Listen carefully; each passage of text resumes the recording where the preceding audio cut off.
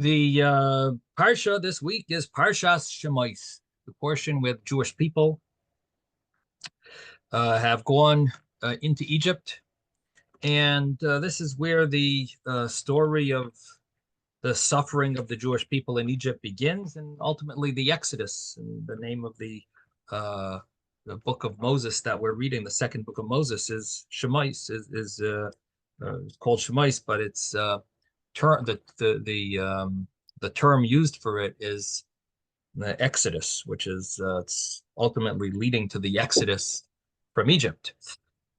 And so the beginning of the parsha seems to be a little repetitious. It repeats some of the things that we've known from the previous parsha, Parshas Vayechi, last week's Torah portion.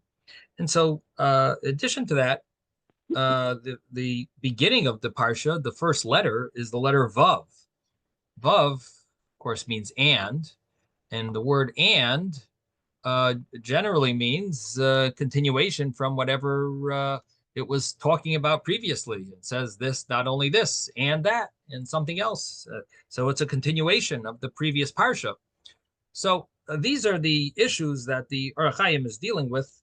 Number one, the letter Vav, in the beginning, Ve'ela Shmais B'nai Yisrael, the pasuk begins that, and these are the names of the Jewish people that came to Egypt with Jacob.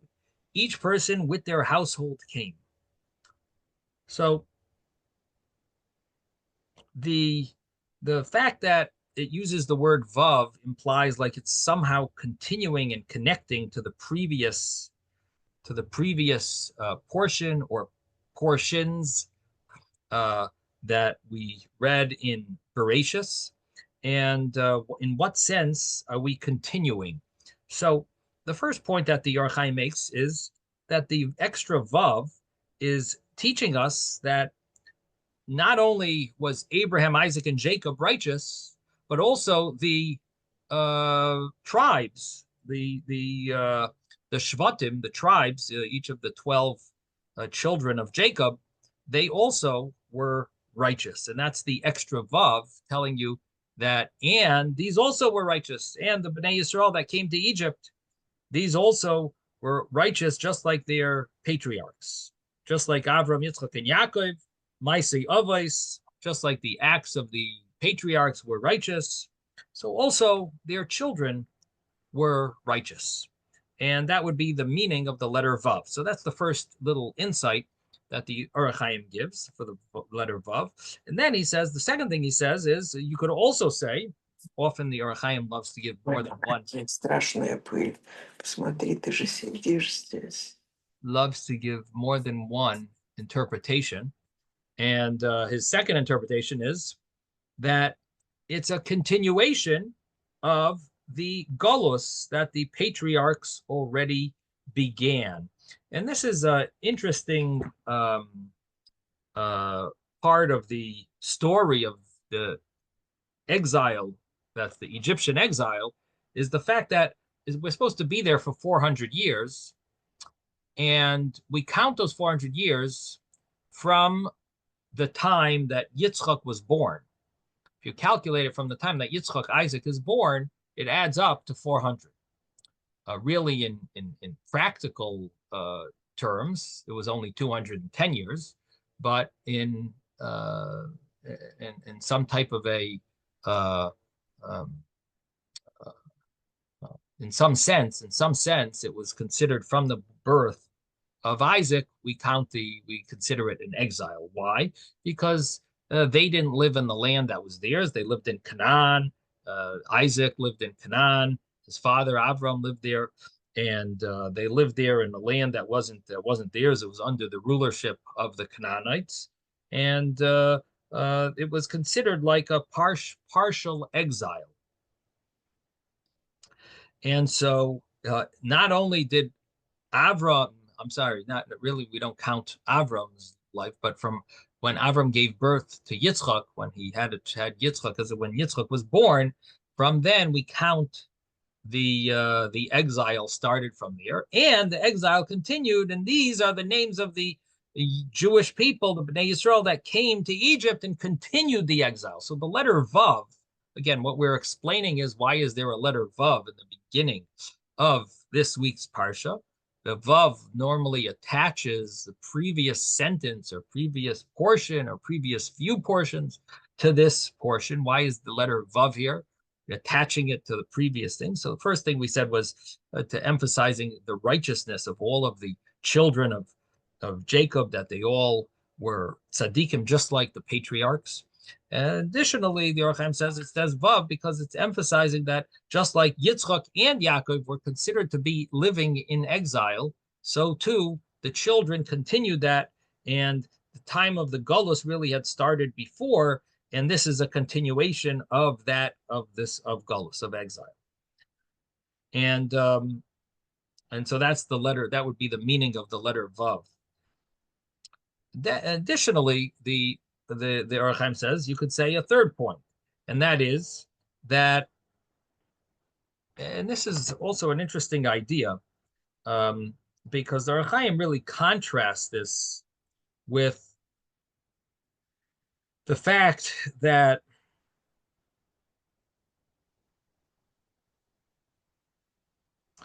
well, the Ohr Hachaim says like this. He says, just like the earlier ones knew and they accepted exile on themselves and on their children, these also accepted the exile on themselves as well. Now, the Ohr Hachaim says, and this explains why it counts their why does it count them again? Why are we going through Reuven, Shimon, Levi, going through their names again? Like, what is the purpose of going through the names when we know them already? And we already went through all the names. Ohr Hachaim says because what we're emphasizing is that they all agreed to this. And the Ohr Hachaim contrasts this with Esav. What does it mean he contrasts this with Esav? Esav chose not to be part of this obligation of exile. He excluded himself. Their pasuk says, "Vayelech el eretz b'pnei Yaakov achiv." He went to the land because of Jacob, his brother, and the understanding is that he said, "I don't want to have to pay the price for the land of Israel. I'm going to my land, the land of Seir, and I don't want to have to pay the price." What's the price of Eretz Yisrael? The price of Eretz Yisrael is exile. That exile is basically a payment. It's the punishment that's needed because of the land of Eretz Yisrael. Now, what this boils down to is there's a medrash. The medrash says that when Hashem told Avram about the land of Eretz Yisrael, the bris bein habesarim, so Hashem showed, he gave him the prize. He told him that you're going to get this land of Eretz Yisrael. He made this treaty. It's called the treaty between the parts. And at this treaty, Hashem gave a vision to Avraham. And the vision that he gave to Avraham was a vision he gave him a vision of the exile. And the vision of the exile, one second, I'm pulling it up over here.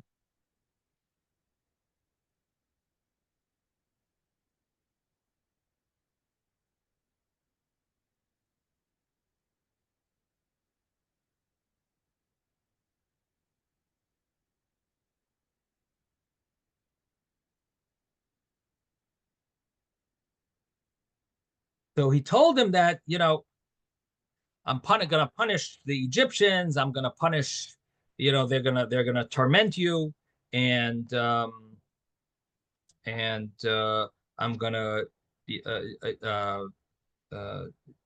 and you're going to be dispersed, you're going to be dispersed, but you will ultimately come back. I will ultimately redeem you. So just as I enslaved you, I will redeem you. And this basically a heavy sleep fell on Abraham, and he saw his children enslaved in the Egyptian exile. And Hashem said, I shall redeem them from the exile, and I will punish their tormentors. And Avram saw his children led away from their land, and they're going to go also to the other exiles, the Babylonian exile, the Median exile, the Greek exile, the Roman exile. He showed them all the different guluses that we're going to have. And Hashem said, I'm going to punish the Egyptian tormentors, and I'm going to punish all the other, anyone that torments the Jewish people. I'm going to punish them. And the same way I dispersed the Jewish people, I'm going to gather them, I'll redeem them. But Hashem said, but if you'd like, there is an alternative. The alternative is Gehenna, the furnace of hell.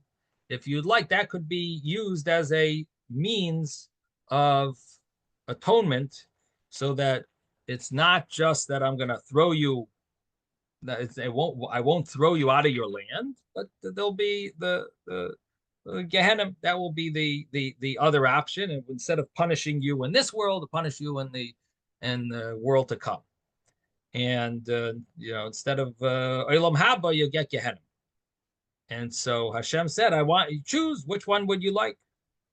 And Hashem gave Avram that vision of what it's like in the furnace of Gehenna. And it was obviously not an easy choice for Avram, but he knew that punishment in this world is much better than punishment in the world to come. And but he said, but I'm nervous of exile, because maybe my children are going to assimilate completely and they'll disappear, basically. And Hashem promised Avram that the Jewish people will never cease to exist. And that's when Avram said, okay, we'll have to use exile as a punishment. So that was where Hashem made that promise. He's going to give them the land of Eretz Yisrael. Hashem promised Avram, he's giving him the land of Eretz Yisrael. But it comes with a sort of like a price. The Ohr Hachaim doesn't talk about that medrash, but that's the understanding that he's referring to. And the Ohr Hachaim says that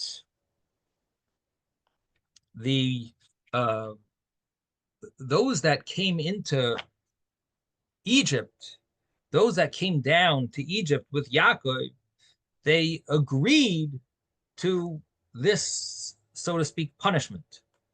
And that's why it's counting them out by names, that they all agreed to it. In other words, we're accepting it. This is the will of Hashem, wants us to go into exile. We're accepting it. And so Rashi learned the reason why it repeats the names here is because to show that Hashem's cherishing of the Jewish people. And so that would be an understanding of the Rashi over here, the first Rashi. Even though he counted them when they were alive, he counts them at their passing, because show his cherishing, counts the stars. Ohr Hachaim says, that's nice pshat, but he says that's not enough. It's not sufficient. And he says that's more like a midrashic. But he says, I'd like to give more of a simple interpretation. And he says, this is more simple interpretation. And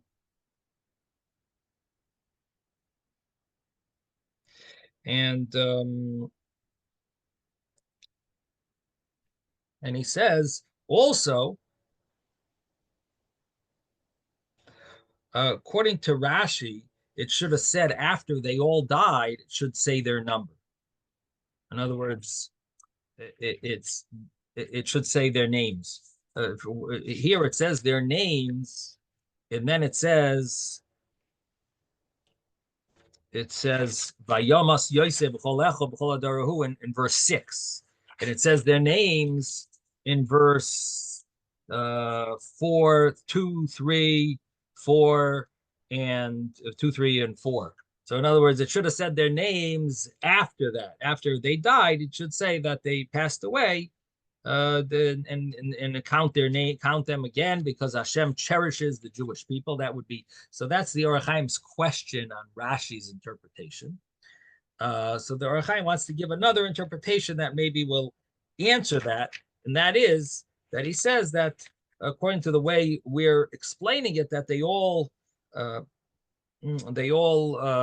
agreed, accepted, just like the patriarchs, just like Yaakov accepted exile, and contrary to the way Esav, who turned his back, who turned his neck to this decree, because it says he took another option. He said, "I'm not interested in paying that.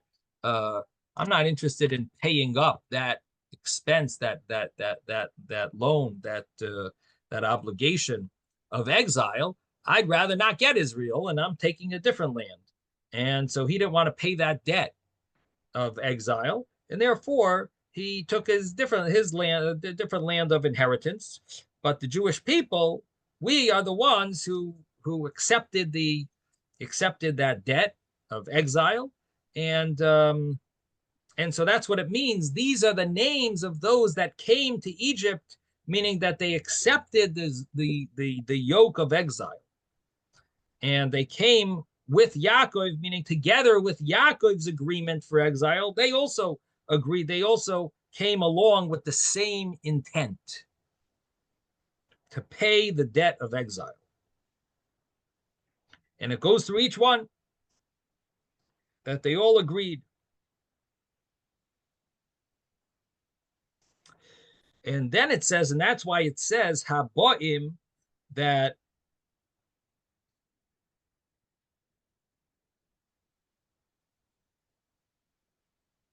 it uses the term the children of Israel who were coming to Egypt, which means that they wanted to come even before they arrived. They had, their interest was to fulfill Hashem's decree. They wanted to, they anticipated, they were planning on fulfilling. In other words, they had a spiritual intent here. And with Yaakov means with, together, the same way Yaakov came.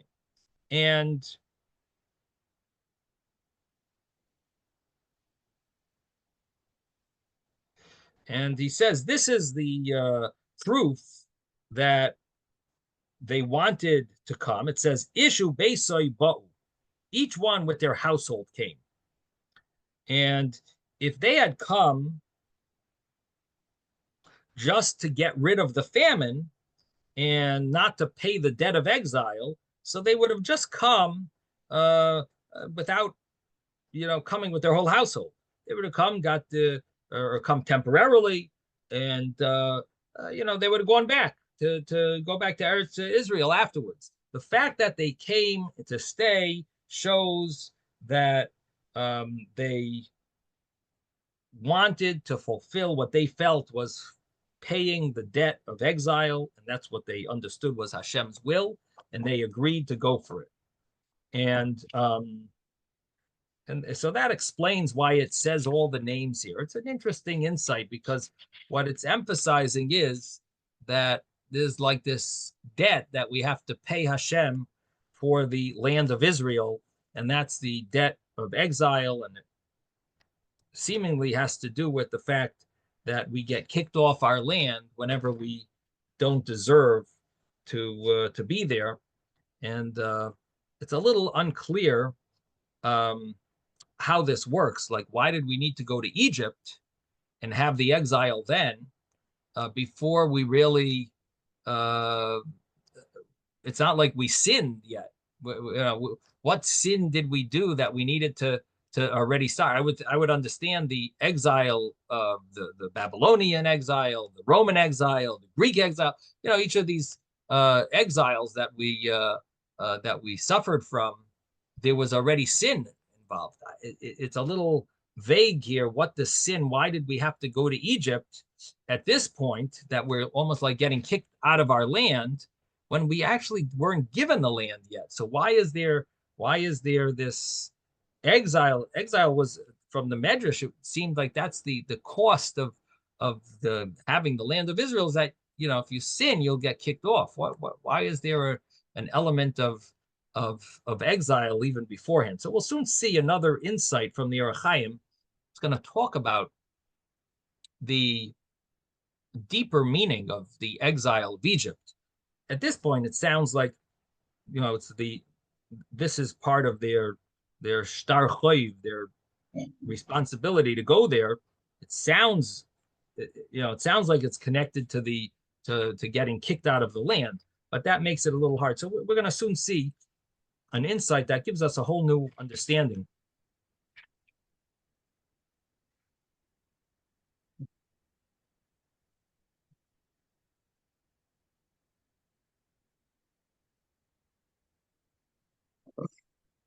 So the Ohr Hachaim continues over here, and he says that the reason why it says again in the verse, it says the names of the Jewish people. These are the names of the Jewish people who came to Egypt, each one with their household came. Each one with their household came. He repeats the word came a second time. So he says, you know why it says that? Because the people, the households didn't necessarily agree to the reason to going into exile. The tribes, they agreed to go. So there was a difference between the two. And the tribes themselves, they came with Yaakov. But each one took their household and they came, almost like against their will. Not necessarily were they into agreeing to this, accepting the decree of heaven that they have to go to exile. And then the Ohr Hachaim says another insight, slightly different, that he says that these are the names that of the Jewish people who came to Egypt on their, willingly. And it goes through Reuven, Shimon, and all the names. But the other the others are Ba'u, they came with Yaakov. In other words, he's translating the word Ba'u, Ishu Vesoi, Ace Yaakov, Ishu Vesoi Ba'u. And some, the household just came because Yaakov was coming, they came with him. And again, it's answering why it says Ba'u a second time, because they only came because of Yaakov. They didn't come to fulfill the command. So in other words, the tribes were willing to fulfill this responsibility of dwelling, of living in Egypt, and in suffering from this exile, dealing with exile. Now, then the Ohr Hachaim says that the Jewish people who were coming to Egypt with Yaakov, each one came with their household, that it's coming to say that they came willingly, and the proof that they came willingly is that even after they buried Jacob, they came back to Egypt. So it says Haba'im Mitzrayma, those that they are coming, meaning they came. In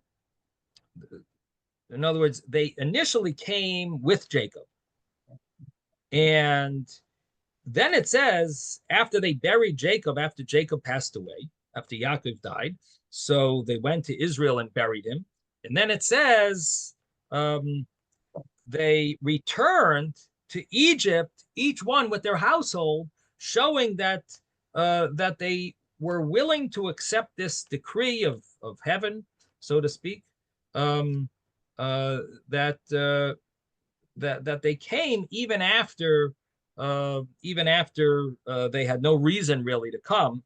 And what this basically is, according to this interpretation, they originally came to Egypt with Yaakov, and and they came accepting the burden of the exile, and the proof is because Ishu Vesoi Ba'u, because they came back even after he passed away and they buried him, they came back. So in other words, the verse is saying that these are the names who came to Egypt with Yaakov, with the same intent as Yaakov, and the proof is because Ishu Vesoi Ba'u, because they came back with him even after he had died, and they still came back to Egypt.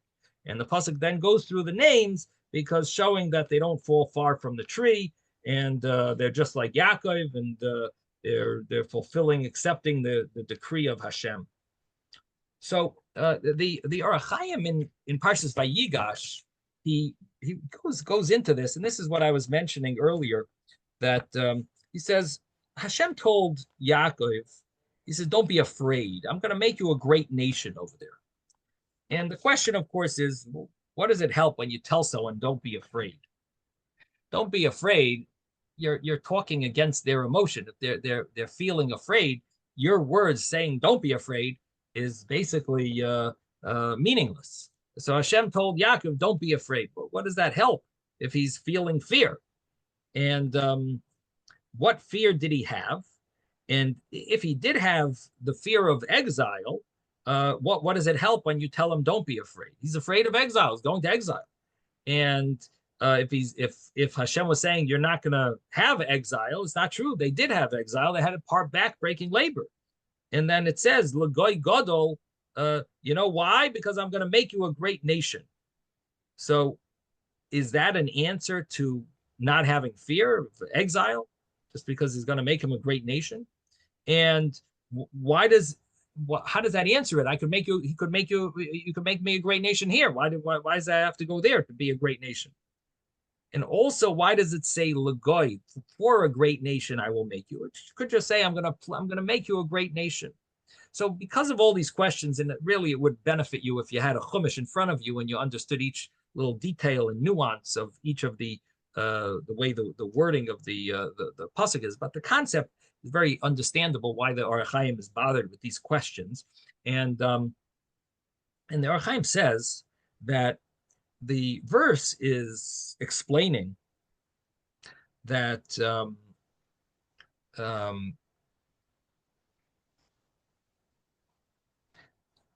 the patriarchs already knew about the exile. Hashem told Avram, Ger iya zaracha, your children are going to be strangers in a land that's not theirs. And Avram we can assume that Avram told this to Yitzchok, to his children, to his grandchildren. So it would be assumed that they knew about this decree. Bris Bein Abasarim is quite a ceremony, and definitely a major, when you have such you're getting this type of real estate, Eretz Yisrael, seems like he would tell his children and grandchildren. And therefore, when Yaakov saw that there's going to be such suffering in Egypt, so he's afraid to go to Egypt because but he didn't want that the exile would begin with him.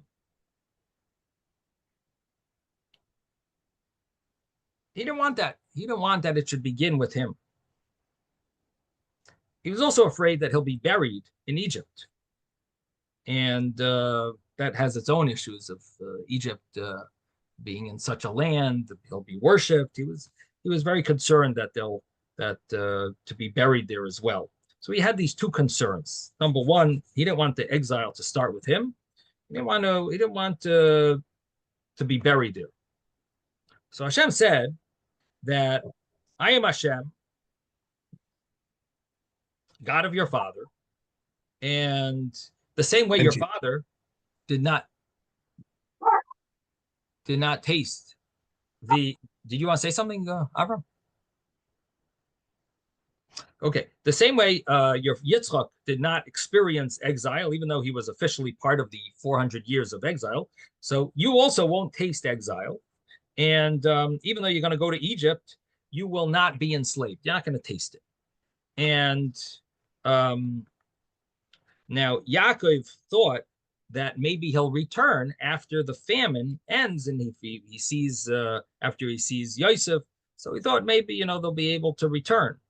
And Hashem said, "Don't be afraid, because l'goy godol asimcha sham." Hashem said that I will make you into a great nation there. Means I want you to be there in order to make a great nation. Now, what does this mean? So the Ohr Hachaim has a very insightful explanation here, a little Kabbalistic. He says, this is the secret. This is the secret of the meaning of going into exile.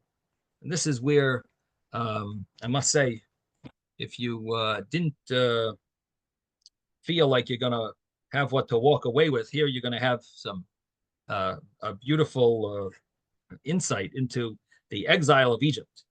And so the Ohr Hachaim says that these are the words of Rabbi Shimon Bar Yochai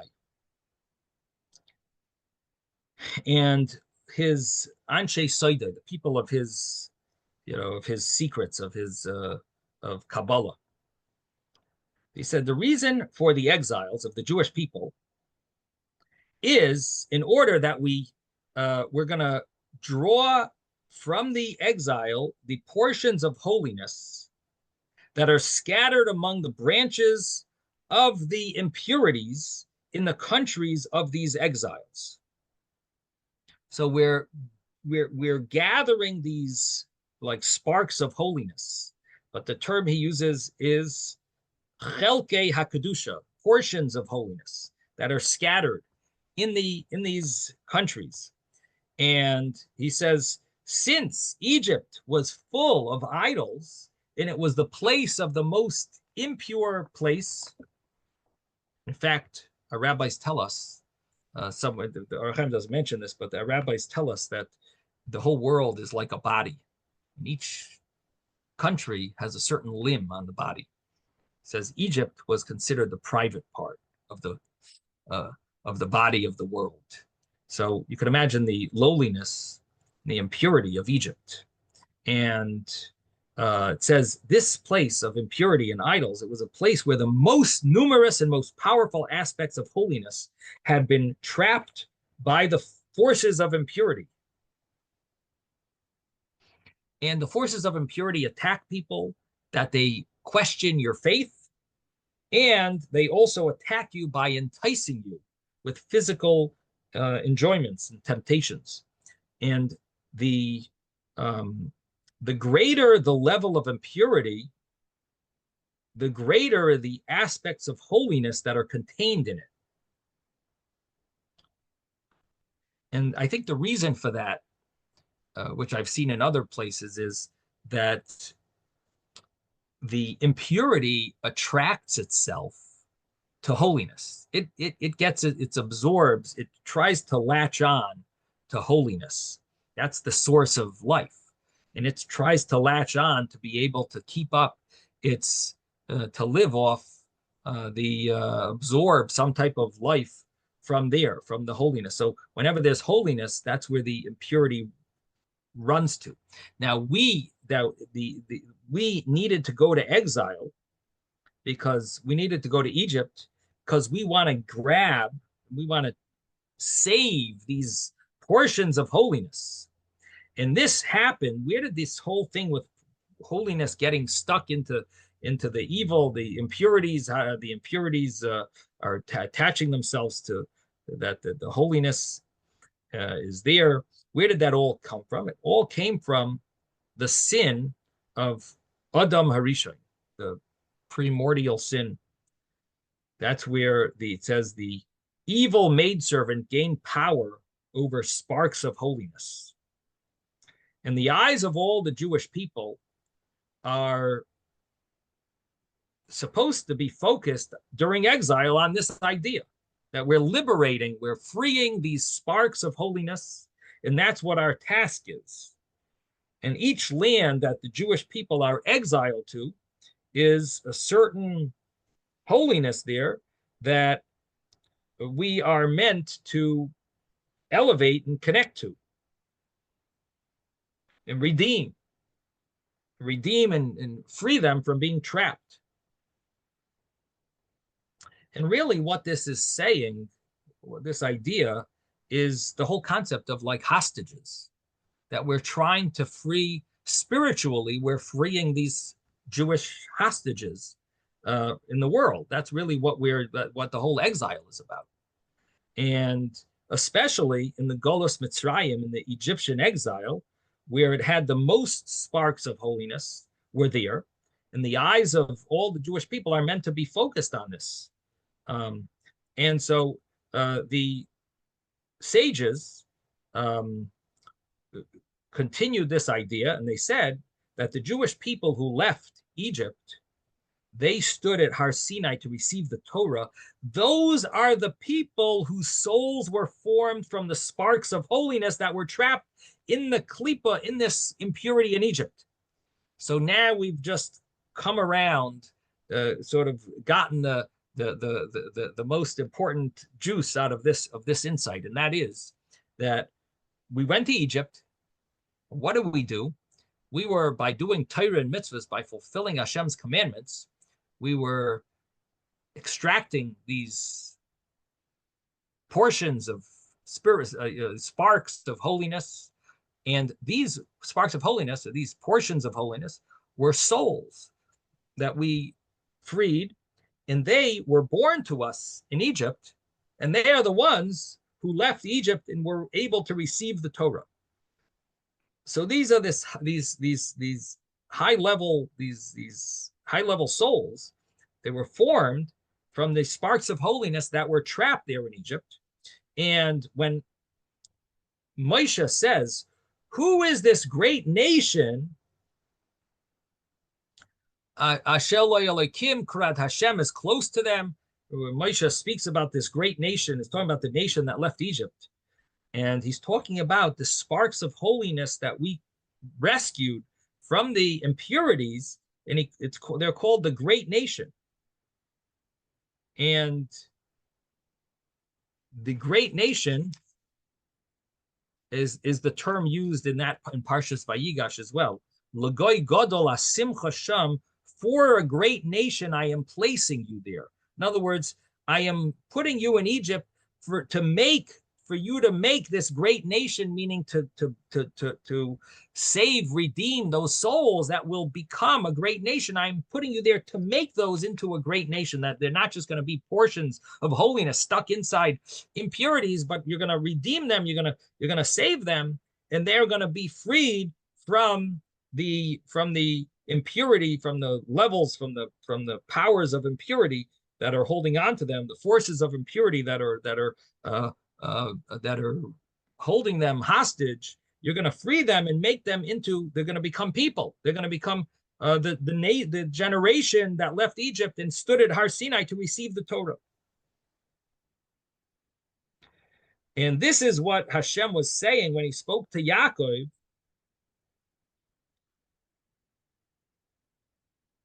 that he should settle in Egypt, is in order for L'goy Gadol, for this great nation, I am placing you there, meaning there's this great nation, meaning all those great sparks that are stuck there. They're lost in the forces of evil in Egypt, and you need to draw them out. And for this, if not for Yaakov, there's no hope.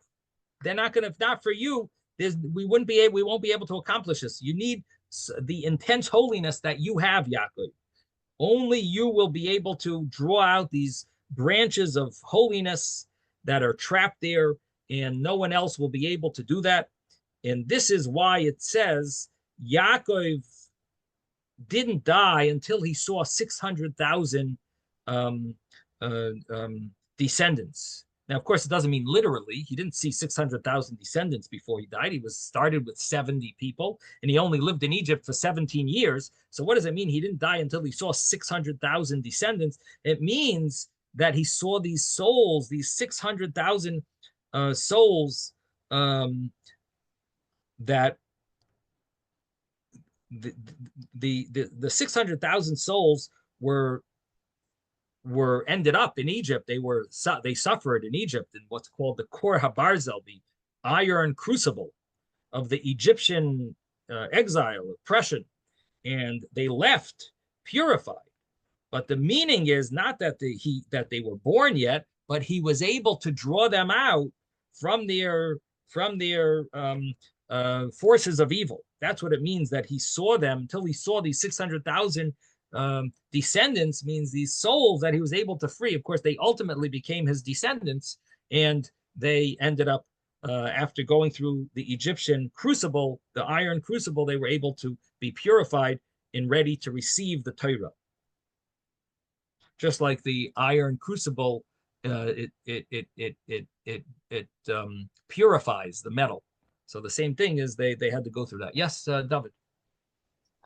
And then Baal Turim says that the last two words of the previous parsha and the first two words of this parsha.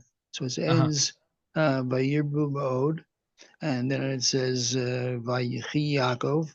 Those four words.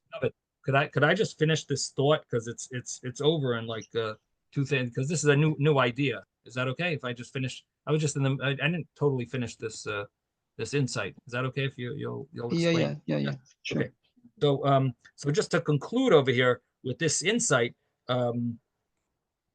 so it says that from Hashem's words, Yaakov understood that Hashem really wanted Yaakov to settle there, and he guaranteed him that he shouldn't have to worry from the oppression will start when you're there, and you won't have to worry about being buried there. He says, I will take you out, and not only will I go down with you, I will descend with you, I will take you out.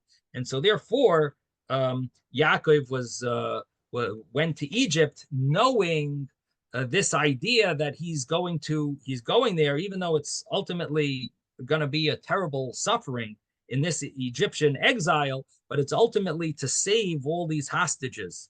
And so he had to, all these souls, all these sparks of holiness that he had to, they went there, and even the children of Yaakov agreed to go there, and that was the price of ultimately getting these souls, and ultimately they'll be able to get the land of Israel, and they'll be able to return to the land of Eretz Yisrael after they accomplish what they need to in exile. And all the children agreed with Yaakov, and they came along willingly that they're going to accomplish what was needed and that what Hashem wanted. And that's what Yaakov understood, that was the will of Hashem, that they should all go there, and they all agreed to do that, even though it obviously was not an easy thing to accept.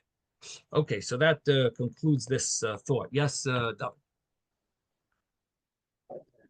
So you started by saying the Vav by Yechi connects to the previous parsha. So the previous parsha ends with the words Vayirbu Ma'od, they multiplied greatly. This is Vayechi Yaakov, and Yaakov lived. So the gematria of those four words is 485, which is equal to the gematria of Ra'a Samach Ribo. He saw 600,000. Okay, interesting, nice. Yes, Avram. Yeah, you're muted, so you need to unmute.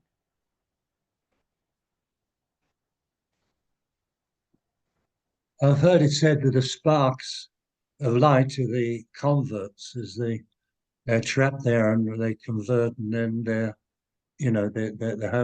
holiness takes over. Have you heard of that before? Yes, for sure.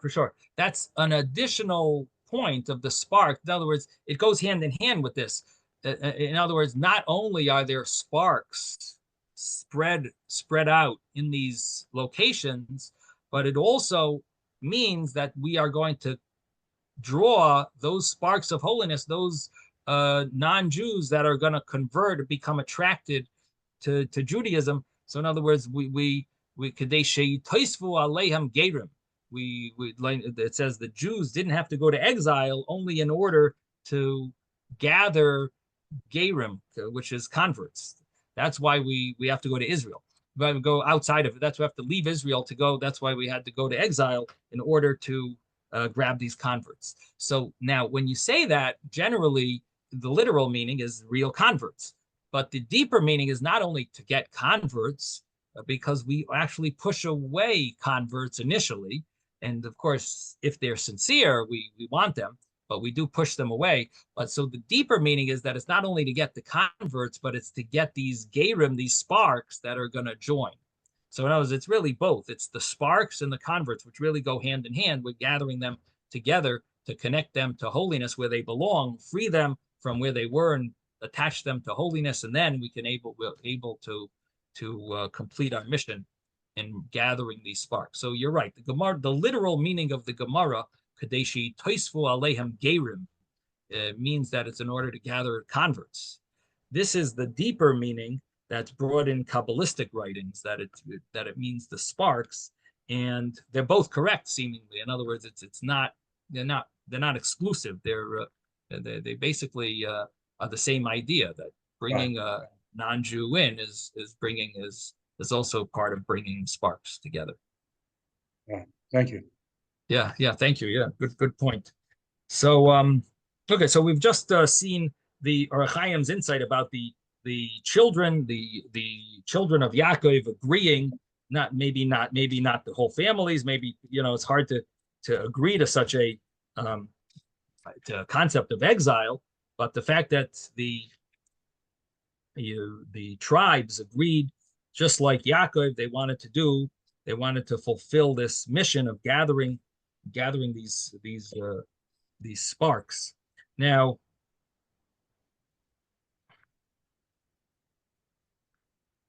the next pasuk, it says, all the souls, kol nefesh yotze yarech Yaakov, were 70. All the souls of the came out of Yaakov, emerged from Yaakov's loins, were 70 souls, and Yosef was in Egypt. The question is, what is the meaning of this pasuk? I mean, additionally, the word Vayehi, the Ohr Hachaim always loves to stop you there. Whenever it says Vayehi, and it was, the Medrash says that's a term that's used for tsar, pain. So, of course, the question is, what is the distress over here? And you can't say it's talking about the exile, because it didn't really start, and it wouldn't belong here to use the word Vayehi. The word Vayehi is always a trigger, a word that shows it implies, signifies pain and suffering. And he says, what does it mean? All the souls of that emerged from Yaakov's loins. So why does it say all? And then it says, why does it have to say the number of them? We already know that there were 70 from Bereshis and Chumash Bereshis and Vayechi. And furthermore, why does it tell us Yosef was in Egypt? We know already Yosef was in Egypt. So on this, the Ohr Hachaim suggests, he says, maybe that the pasuk means to say that it's hinting to the fact that this is a sad thing. This is very interesting how the Ohr Hachaim puts this here. Basically, what we're seeing a lot of times from the Ohr Hachaim is he takes insights that that are part of the story, and he fits it into the actual pasuk. So you have midrashic statements that don't necessarily fit here, and the Ohr Hachaim sees, based on questions in the verse, that that's actually what the verse is saying, and the Ohr Hachaim connects it to a midrashic statement. And here also, Ohr Hachaim comes along and does the same thing. He says, Yosef, the Medrash says, the Gemara, it's a Gemara, it's a story in the Gemara, that the Gemara says that Yosef was meant to have 12 tribes, 12 children. And why did he only have 2? It had to do with his encounter with Potiphar's wife. When she tried to convince him, to seduce him, to sin with her, it says that Yosef had to restrain himself. He almost sinned. And what he did was he subdued his temptation by leaning his 10 fingers on the ground and putting his weight on them. And this caused that, it says, the seed escaped. And the term is, in the Gemara, is that his seed was dispersed through his hands. And of course, there's different meanings to what that refers to. Did it miraculously shoot out of his hands, or did he according to the understanding that they're one of the understandings is that he leaned on his hands and the seed, and basically it minimized his desire to have relations with her. And ultimately, he saved himself because he saw a vision of Yaakov. It says. Anyway, that story tells us that he really was supposed to have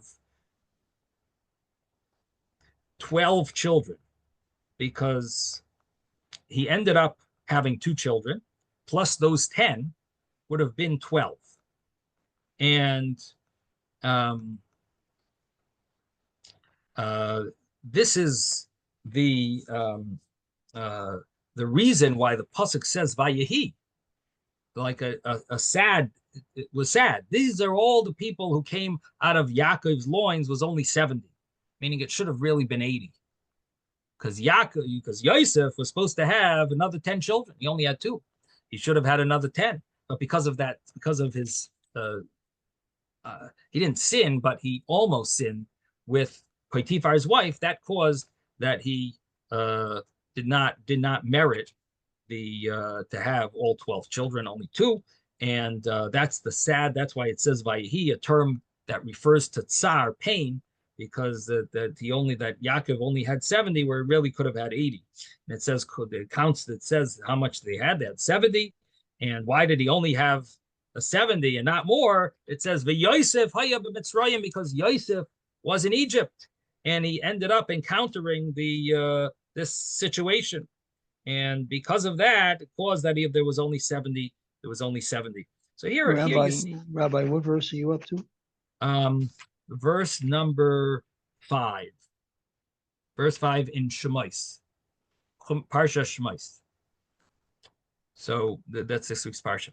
So the Ohr Hachaim, what he really did over here was he connected a seemingly unrelated verse and an unrelated story in the Gemara, and connected the two and said that's the meaning of these little details in the verse, is because Vayehi is a term tsar. It basically comes out with that this is the meaning of the verse, that it's really telling us that Yosef was really supposed to have 10 more children, but he did not merit to have them.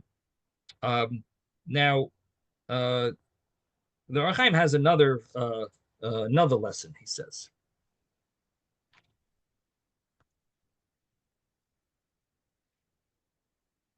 That it says these 70 branches of Yaakov's descendants were all equal for good.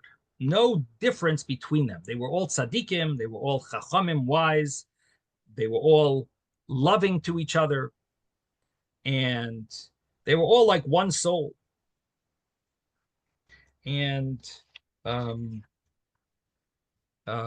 the pasuk, the verse, tells us this novelty that they all felt like that. Even Yosef, even though Yosef was in Egypt, even though Joseph was in Egypt, what does that mean? Even though he was in Egypt, because naturally he was the one who was sold into slavery. Being in Egypt, he was living in this lowly place without anyone with him. He didn't have any support, no infrastructure, Jewish infrastructure, and yet he was loving with they were all righteous. That itself is surprising. And then, in addition to that, it says that he was loving to they all loved each other equally. And this is unexpected, knowing the stories that we know about.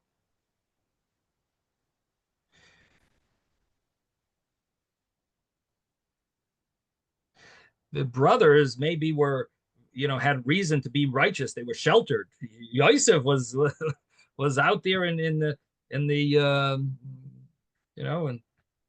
Wild West, and nevertheless, Nevertheless, they were all equal. And they're all equal 70. And they're called nefesh, a soul. One soul. We count them as one soul. Both regarding their love to each other and regarding their righteousness. No malady of spiritual malady became attached to Yosef, even though he was in Egypt for many years.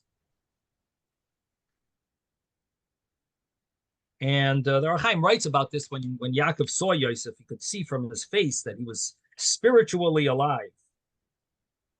It says, now that I see that you're alive, Jacob said, now I can die because I've seen your face and you are still alive. And what he meant was you're alive spiritually, meaning that that Yosef was in his full righteousness. And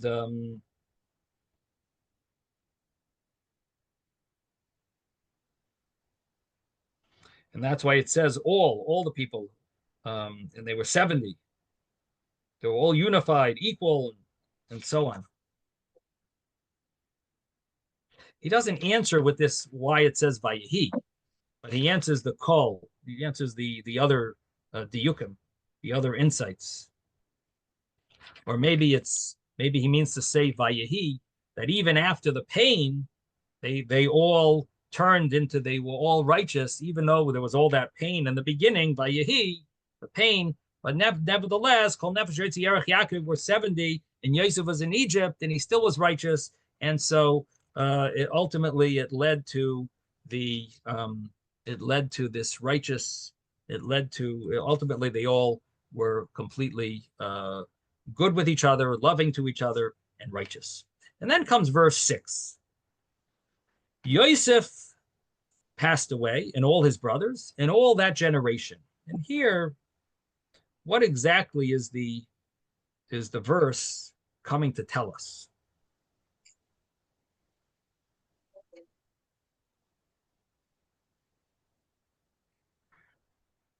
We actually did read in Parshas Vayechi, the end said Vayomas Yosef, that Vayomas Yosef ben Me'ah ve'esar shanim. I think it's the last verse in Vayechi. That Yosef died 110 years old. He was placed in an ark in a coffin in Egypt. I think that's the end of Vayechi. So it already says that, really. So the Ohr Hachaim says, why does it have to tell us a second time about the death of Yosef? It already told us. And also he says, why does it have to tell us that the brothers passed away in all that generation? I mean, what?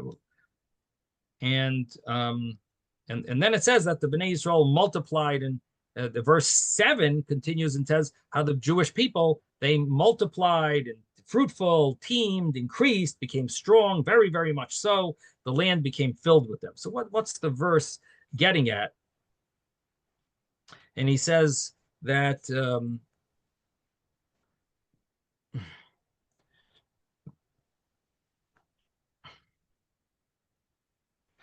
he says that there's one more little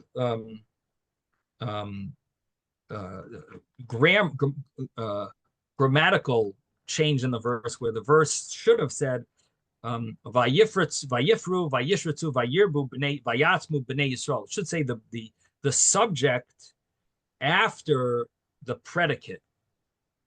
But here it says the predicate. In Hebrew, generally, that's the way it goes. And here it says it the opposite order, implying like one thing led to the next. So Ohr Hachaim says that it's basically explaining there's a whole process over here that it's referring to.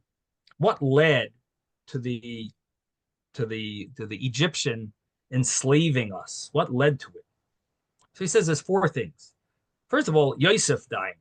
When Yosef died, that was number 1. So that's for verse 6. Yosef says number 1. Yosef passed away. Once Yosef died, then if he would have been alive, there's no way that the Egyptians would have been able to pull off enslaving the Jewish people. When Yosef saved them and made them into a superpower, he saved their lives. He brought all that money to Egypt. There's no way no way that they would have been able to enslave the Jewish people. But Yosef passing away was number 1. Number 2, the second thing that led to it was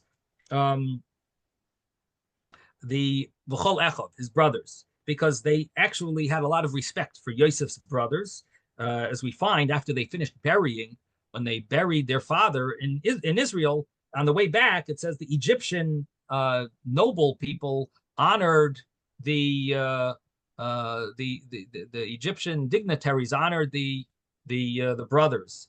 They saw that they had great respect for the brothers. So they also, because of their respect for the brothers, they would not have been able to enslave the Jewish people. The third point in verse 6 is that whole generation passed away, meaning all the 70 people. That's what it means, the whole generation. The generation doesn't mean the brothers, the 12 brothers, because it already says they all died. It means the generation, meaning the generation of the 70 people who came into Egypt.